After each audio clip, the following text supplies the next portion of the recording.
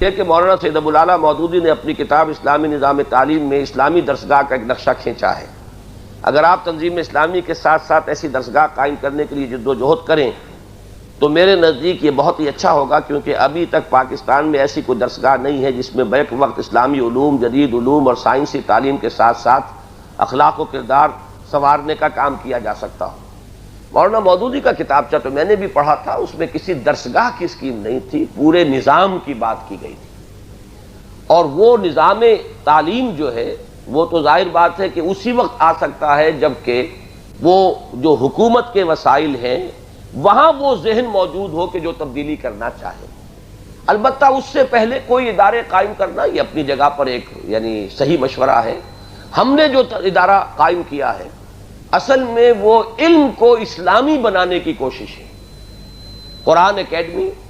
اب اتنے وسائل ہمارے پاس نہیں ہے کہ ایک بہت بڑا کالج جو ہے یا یونیورسٹی ہم قائم کر دیں، تو ہم نے یہ کیا کہ کوئی شخص جو M A M S C کر چکا ہے وہ آئے اور 2 سال بیٹھ جائے اور وہ اب عربی پڑھے اور قرآن پڑھے اور حدیث پڑھے، تاکہ جو کمی اس کی رہ گئی ہے وہ یہاں سے پوری ہو۔ اس طرح سے وہ انٹیگریشن آف نالج ہوگی کہ اس نے سائیکالوجی پڑھی ہے، فرض کیجئے ایم ایس سی کیا سائیکالوجی میں، اب وہ قرآن پڑھے اور حدیث پڑھے، تو اس میدان میں سائیکالوجی کے میدان میں قرآن اور حدیث کی رہنمائی کیا ہے اسے معلوم ہوگی،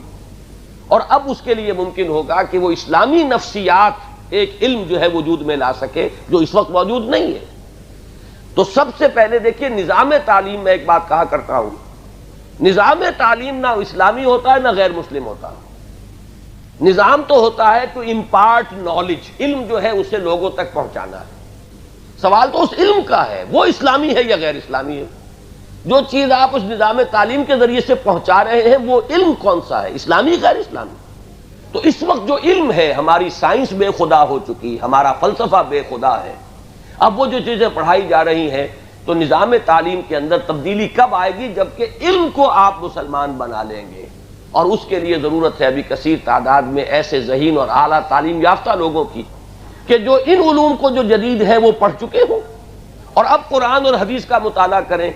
اکنامکس انہوں نے پڑھی ہو، پی ایچ ڈی کی ہوئی ہو، اب وہ قرآن اور حدیث کو پڑھیں تو وہ سمجھیں گے کہ اس دور کے اکنامک پرابلمز کیا ہیں اور ان کو حل کرنے کے لیے قرآن اور سنت میں اور اسلامی قانون میں کیا گنجائش ہے۔ جہاں ہمارے سامنے سب سے بڑی دلیل یہ پیش کر دی جاتی ہے، صاحب کوئی نظام متبادل ہمارے سامنے لایا ہی نہیں گیا۔ اور میں نے عرض کیا تھا نا کہ علماء کی، جیسا کہ مولانا سید یوسف بن نوری رحمۃ اللہ علیہ نے خود اعتراف کیا کہ ہماری کوتاہی ہے، وہ جو ہے کہ ہم ان تمام مسائل کا جو جدید ہیں ٹھیٹھ اسلامی رہنمائی کے اندر اس کا حل پیش کر سکے کتاب و سنت کی روشنی میں، یہ کام تو سب سے پہلے کرنے کا ہے۔ اس کے لیے ایسے نوجوان کہ جو ان علوم کے اندر پوری مہارت بہم پہنچا چکے ہوں اور دوسری طرف کتاب و سنت سے رہنمائی اخذ کر کے اس میں کوئی انقلابی تبدیلی لا سکے علم کے میدان میں، وہ کام ہے جس کو ہم کوشش کر رہے ہیں کہ قرآن اکیڈمی اور قرآن کالج کے ذریعے سے کریں۔